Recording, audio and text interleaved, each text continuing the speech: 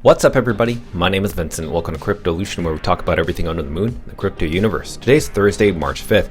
Now, in today's dog video, we're going to be talking about how good or bad press equals great press regarding ordinals, but more specifically dog and runes.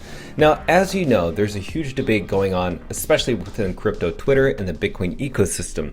That is, if ordinals and runes, aka they call it spam, is good for the network. Well, I want to share with you everything that's circulating that's happening within the Bitcoin ecosystem, talking about soft forks, which are like things like BIP 110, and also just the regular op return and ordinals protocol. So you're going to see some data to understand and some recent news that has surfaced regarding this press that's actually created a lot of awareness around ordinals and runes presence. So ultimately, what you're seeing is the more people talk about ordinals and runes, the stronger its foundation is. So let's get right into it. Smash the like button, subscribe to the channel. Don't forget to join us on X. Please be careful with any of the scammers down in the comments below. I'll never reach out via WhatsApp, Telegram, direct messaging, or email, so please be careful and invest safely. Guys and girls, let's get right into it.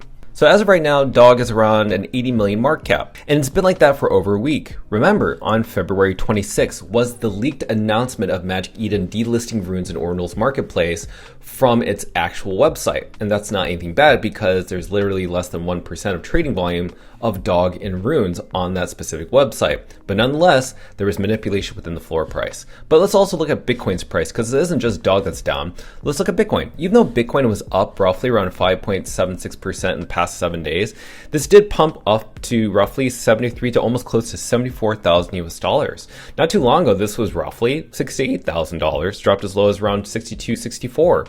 So obviously we're seeing Bitcoin dominance take strength, but we did see this massive dip, 3.52% in the past 24 hours. That's a big drop, considering that that's going to leave a huge impact on altcoins and especially meme coins. So now that we're in the meme coin sector, how hard did the meme coin sector get hit because of Bitcoin's pullback? Well, Dogecoin went down 9%, Shiba Inu 4%, Pepe 6%, Trump token 7%. You see that Bonk and also Pengu down close to around 5%. SPX down 7%, Fartcoin down 7%. Let's see where Dog Bitcoin stands roughly right now, down 4%. So Dog, again, hasn't really changed much. But as much as you see the whole meme coin sector go down, especially due to Bitcoin's price, check this chart out. So I took this screenshot yesterday, and as you can see, year to date, ever since January 1st, Dog has been the best performing meme coin. Even though we've seen the entire meme coin sector draw down, Dog was the least draw down from all the other top blue chips, which is absolutely amazing. Now, what does this tell you? Well, apparently people are becoming more aware of Dog, Bitcoin, and also runes and ordinals. And speaking of ordinals news, you probably heard of this person named Brian Bishop. Now, apparently he's a Bitcoin developer, an OG within the space, and he just rejected one of the proposals to have ordinals with a BIP number. Now, this doesn't affect ordinals at all. In fact, he says, don't worry, this isn't a delete action or anything against ordinals. Ordinals still exist. I'm unable to destroy it even if I wanted to, by the way.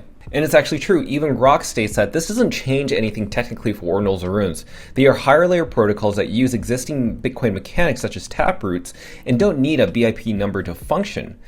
Bishop, basically his rejection is just that they don't consider it an official improvement to Bitcoin's core. But what's really interesting is that I started seeing circulating all across crypto Twitter that people were posting screenshots that Brian had email exchanges with Jeffrey Epstein himself, which is actually quite interesting. Now, we do know that Jeffrey Epstein has some interest and involvements within the early stages of Bitcoin's development. So apparently he had discussions with Brian Bishop regarding this basically designer baby genetic project, quote unquote.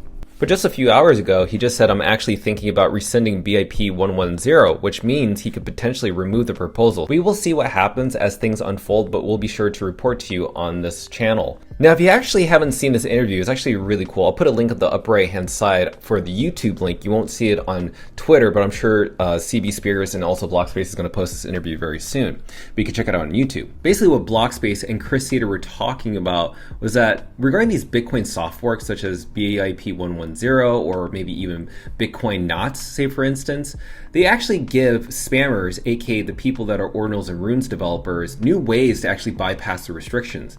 So in a way, the soft forks have actually motivated and encouraged people in a most creative way to think around the system. Because as much as people in the Bitcoin knots and also the BIP 110 try to censor Ordinals and Runes, it actually hurts the Bitcoin network, especially the L1.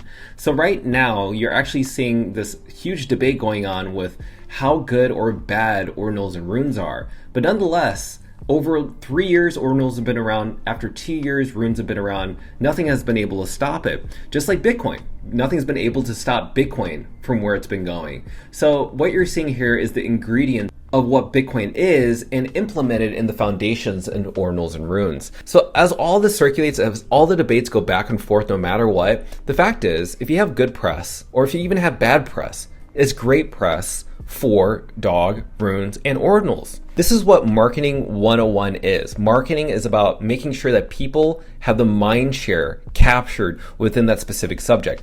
And when they are capturing that specific subject in their mind, then that has successfully implemented a seed of that image, of that idea, of that story into that person. And that's exactly what's going on right now. Now let's look at some further data. So this is the update as of today over the past 7 days. So if you've noticed, over the past 7 days, 40% of the non-financial transaction bytes, aka Ordinals and Runes, aka op return, have consumed the Bitcoin network. Now, just think about that.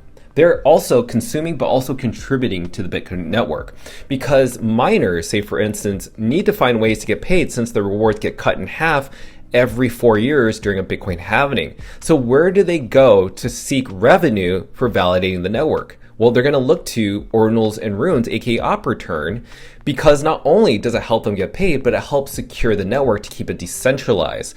That's the importance of having the amount of activity on Bitcoin, because as we know, Bitcoin ETFs have taken much of the transaction volume off chain. We need things on chain. Ordinals and Runes are on chain activity, and that allows for the security, decentralization to stay intact and give pretty much miners incentives to stay around.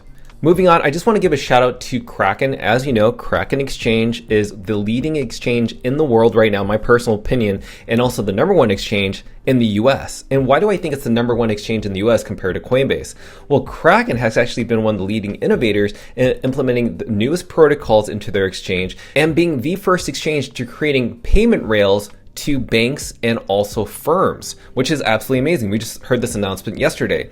So I think Kraken is sooner or later going to be flipping Coinbase at some certain point or another. Even if they have a public IPO, which would be amazing, I think that Kraken eventually will have a market cap estimated valuation above Coinbase, sooner rather than later, just in my personal opinion. Speaking of Kraken, let's give a shout out to the people that have actually been buying Dog on Kraken or other different exchanges or different dexes.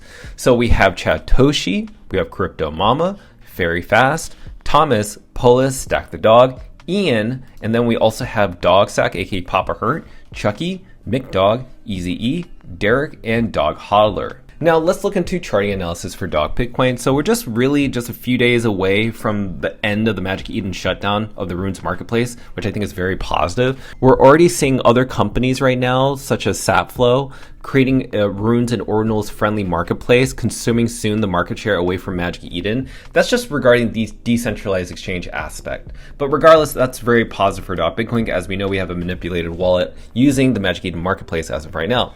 But it's down roughly around 3% in the past 24 hours. So again, once we're in this blue square, this is the time to dog cost average. Now, nothing has really changed. Everything is down today, and that's okay. This is a really boring phase, but boring phase is usually a good thing. You want to be buying in at these times. So you already know that I'm very bullish on Dog Bitcoin. So what can you take away from this video?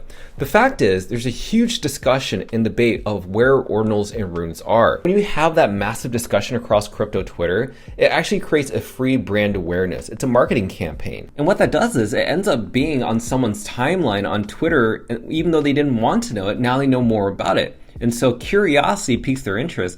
And so once they find out about it, they dive deeper and then they find out, I think I may or may not like this, but the only way to find out is to explore it myself. So that's today's video. I will update you guys and girls tomorrow, but I hope that this information was very helpful for you to understand how we're getting free marketing with this whole good and bad press, because in the end, it's great press. So by supporting this channel, which I really appreciate, to get this algorithm on YouTube and on X to reach out to massive audiences out there, you need to smash up the like button, subscribe to the channel. Don't forget to join us on X to receive all of our alpha calls and updates regarding Dog of the Moon. Till then, see you guys girls next time.